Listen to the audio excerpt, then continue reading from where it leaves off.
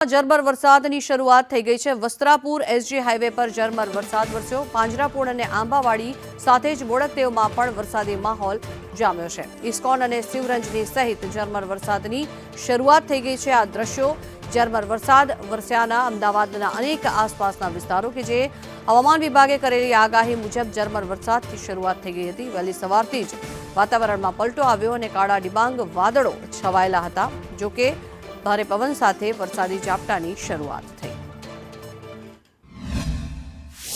અમદાવાદ સહિત સમગ્ર રાજ્યની અંદર પ્રી મોન્સૂન એક્ટિવિટી શરૂ થઈ ચૂકી છે। ત્યારે અમદાવાદમાં વહેલી સવારથી જ વાતાવરણની અંદર પલટો સર્જાયેલો જોવા મળી રહ્યો છે। કાળા ડિબાંગ વાદળો છવાઈ ગયા હતા અને ત્યારબાદ ધીમી ધારે જે વરસાદની શરૂઆત છે તે થઈ ચૂકી છે। હવામાન વિભાગે પણ જે રીતે અમદાવાદ સહિત સમગ્ર રાજ્યમાં જે વરસાદને લઈને ક્યાંક યલો તો ક્યાંક ઓરેન્જ એલર્ટ આપ્યું છે, ત્યારે અમદાવાદમાં જે એલર્ટના ભાગરૂપે વરસાદની શરૂઆત છે તે થયેલી જોવા મળી રહી છે। ભારે જે પવનો છે તે ફૂંકાશે। 40 થી 60 કિલોમીટર પ્રતિ કલાકની ઝડપે પવન ફૂંકાઈ શકે છે। વિસ્તારોની અંદર આ પ્રકારે વાતાવરણ છે તે પલટાયેલું જોવા મળી રહ્યું છે।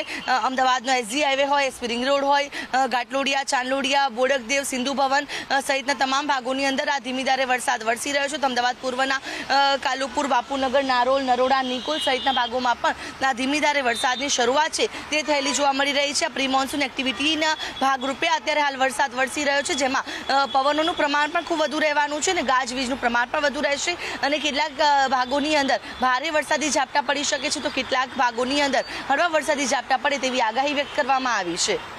કેમેરા પર્સન મનીષ વાણિયા સાથે આયુષી યાજ્ઞિક, સંદેશ ન્યૂઝ, અમદાવાદ। તો આગળ